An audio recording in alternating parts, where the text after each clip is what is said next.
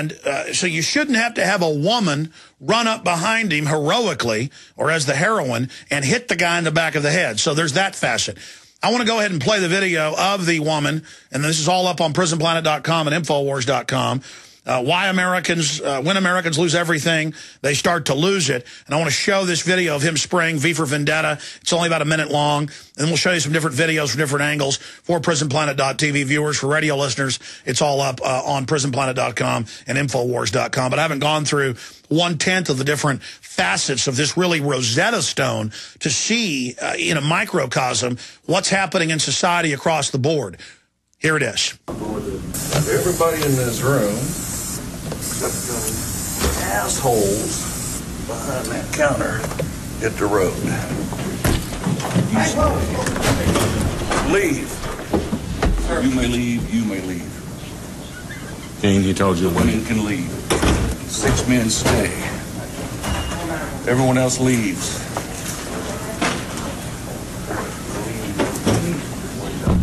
Talk. He's talking. John, go ahead. Who's your wife? School board didn't have it. Boom. No, Ginger. No. She looks like about 60, actually, now that I look at her. Ginger. Please, just talk to us. If I can help you get your wife a job somewhere else, I'll be glad to. Oh, yeah, I bet. Yes, sir. No, you're not. What did she do? I mean, because I really don't know who you're talking about, to be very honest with you. I have no idea who you're talking about. She was fired. I believe that you said that, but what did she do? If you're gonna kill yourself or kill us or whatever, at least let us know what's going on, because I'll be very honest with you. I swear, I don't know who your wife is or what she did. I don't. I don't want to die like anybody else doesn't. Mr. Husfeld signed the papers, I'm sure, but he doesn't know her. What's the situation? I'm just asking you, Talk what did she do? Was she a teacher? Was she a paraprofessional? Did she work in the classroom? Did she work in the cafeteria? Was she a bus driver? I don't know. Hey, I will go with you. I will stand up with you to get your wife a job, whatever it takes. Hey, these other 4 guys... Wait, listen. I'm the one that signed the paper, right? Okay. I don't remember, and I don't know who she is. But let them go. I'm the one that did it.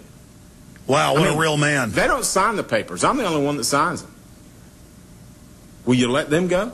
I don't want anybody to get hurt. And I've got a feeling that what you want is the cops come in and kill you because you're mad. Because you said you're going to die today. But why? This isn't worth it. All right. This is a problem. Please don't. Please don't. Please. Oh, I'm going to...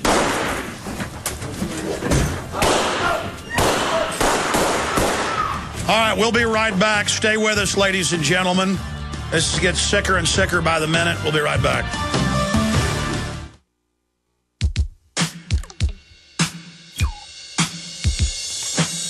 To be clear, we've been doing searches, and so have other news sites, on this guy. He was on liberal sites, conservative sites. Thank heavens it hasn't come out. He was on my sites yet, but Infowars.com and PrisonPlanet.com are huge. But this is this guilt by association. Are they going to blame V for Vendetta and the Wachowski brothers film for him spraying a V on the wall, which is just his archetypal image of rebellion? If he would have sprayed a Revolutionary War flag on the wall, would they have blamed America for it? No, these are angry, desperate people. And here's the article. When Americans lose everything, they start to lose it. Falling down, gunman opens fire on school board over economic woes. As Gerald Celente has often warned, when Americans lose everything, they start to lose it. And nowhere was this more apparent than in the case of Clay Duke, a 56-year-old gunman who opened fire on his school board members in protest against his wife being fired and his unemployment benefits running out. Duke spray-painted V for Vendetta sign on the wall before brandishing a gun and telling everyone apart from the school board members to leave the room. Watch what happened next in the video below.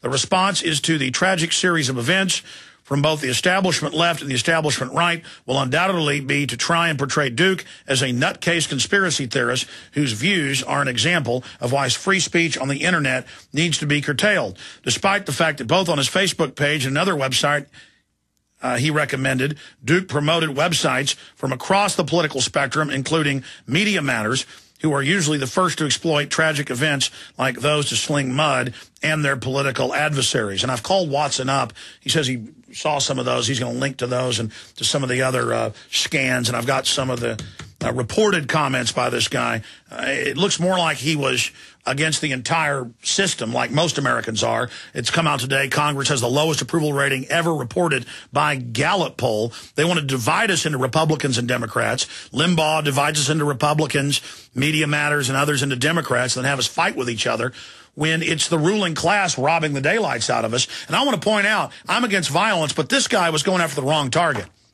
A school board? And I got to hand it to one of the school board members, you know, saying, well, I'm the one that did it. Let the others go. I mean, that's the way to do it. I mean, just really, you know, good people, it appears. And that's what we're made up of in this country. We're just compartmentalized to where most people don't see the big picture of what's going on. It continues here. The fact that no one was injured and that Duke ultimately claimed his own life after he'd been shot, he shot himself, has contributed to him becoming a martyr in the Michael Douglas falling down mold. Yeah, shouldn't be a martyr, rather than being considered a deranged lunatic. And Facebook pages in his honor are already attracting members. Duke was stopped when shots from a security guard named Mike Jones wounded him before he took his own life. Despite the fact that it was a gun that stopped the rampage, Time Magazine and others are already blaming the tragedy on the Second Amendment. No, it was a deranged mind, and it was the Second Amendment that stopped him. In a de facto online suicide note posted on Facebook, Duke railed against the financial terrorist that prompted him to take such a drastic course of action. I was just born poor in a country where the wealthy manipulate, use, abuse, and economically enslave 90% of the population. Rich Republicans, rich Democrats, same rich. They take turns fleecing us. No, there's a tiny banking elite that's very corrupt. And the military-industrial complex that manipulate the society. It's not the guy down the street that owns a restaurant, buddy, that's your enemy. Rich Republicans, rich Democrats, same, rich. They take turns fleecing us. Our few dollars pyramiding the wealth for themselves, he wrote. That 95% of the U.S. of A are neo-slaves of the global South. See, that's kind of a liberal thing there. Our masters, the wealthy, do as they like to us. And it just goes on from there. This goes far deeper than someone violently acting upon political grievances. Duke's actions were solely guided by his economic woes, the fact that his wife had lost her job, that the unemployment benefits had run out, and that the future offered no hope whatsoever. No, he'd be homeless. This is a future that millions more Americans will have to face in the coming years as the unemployment rate, which is really around 20% level, continues to accelerate. As we warned back in June, we are in the early stages of a new age of rage. We wrote an article about it, which will be characterized by riots, revolutions, and widespread backlash against the economic holocaust that has been unleashed by the global elite by design.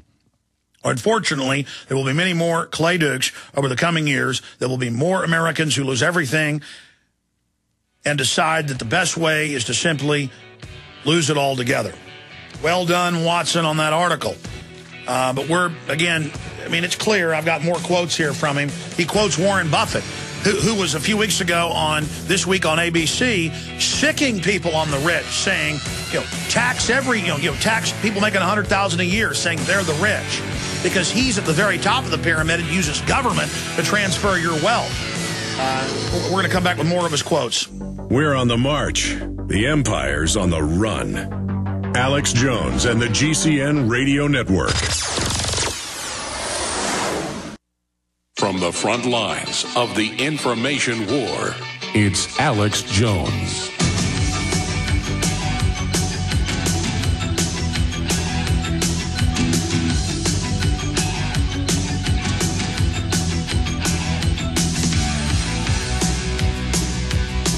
By the way, Paul Watson is beefing up, adding more intel to his article, When Americans Lose Everything, They Start to Lose It. We've confirmed on his Facebook and other sites that his favorite websites were Media Matters, and other mainstream news, but also We Are Change, which, of course, I helped spawn with Luke Radowski, that is all about be the change you want to see in the world, nonviolent. And on the front page, there's a giant image of Mahatma Gandhi and Martin Luther King. And, you know, Media Matters has been so wicked towards us and tried to claim that we're calling for violence, that they'll probably just excise out We Are Change and won't even care and just ignore that they're listed as well. Just outrageous. Very, very outrageous. So clearly this was a freaked out, upset guy who was just at the end of his road. And I want to explain this psychological profile for you right now, because I discovered this doing research over the last 15 years. There was a 2020 special about it in 1991. Within 1 year, in 1989, of public schools, including Littleton, Colorado, implementing what is called death education and suicide prevention. They teach the kids how you die. You get in a simulated coffin. It's very bizarre. It's mind control. It's meant to make them depressed. And that's come out with the big drug makers. They actually put this in the name of making kids not commit suicide, but they know then that it introduces to the children the idea of committing suicide. And they've had just countless cases where particularly 11, 12, 13-year-old girls will hear about this, and they'll teach them, oh, did you know little girls hang themselves with shoelaces or belts? And they'll go into the public school bathroom and hang themselves on the coat hanger point that's on the inside of the stall. And you can search this and pull it up. School districts nationwide in the last 5-6 years have pulled out the coat hanger areas inside the stalls because people were killing themselves, mainly little girls. Then once the little girls say they're depressed because it's been introduced to them that they should be depressed, that it's a big drama queen thing, then it's trendy for mommy and daddy to put them on Prozac or one of those other variants of serotonin reuptake inhibitors. Then, but it's trendy to put little Johnny on the amphetamine class drugs like, of course, Ritalin, Adderall, and others that cause the heart to swell, the brain to shrink, they retard growth, they cause brain damage, and parents just sadly go, well, the school said so, and boy, my daughter or son's a lot better now. Yeah, because they're burnt out. You were giving them Coke, you were giving them sweets, they were having sugar crashes, they had bad nutrition, and so you just burned their brain out. I'm sorry if you don't want to hear this. This is a fact. I've talked to medical doctors, nutritionists, you name it. They've done major studies where getting real nutrition and not drinking fluoridated water and not drinking processed, sugar drinks that are in vending machines all over the schools, or chocolate milk like we had in school. I remember always like an hour after lunch, I get a headache and feel groggy because I was going and eating pizzas, 2 chocolate milks. I like salad, so I'd go ahead and eat a salad too, but boy, I love that school food. The mashed potatoes, the chicken fried steaks. I was in there getting double helpings. It's unhealthy. But again, I'm just trying to cover the whole spectrum of this. They introduced the idea of how to commit suicide. So now, since they introduced death education in the late 80s, and it's gone nationwide since then, you look at the charts for teenage suicide, it's just going straight up. And it's the same thing with the media advertising and hyping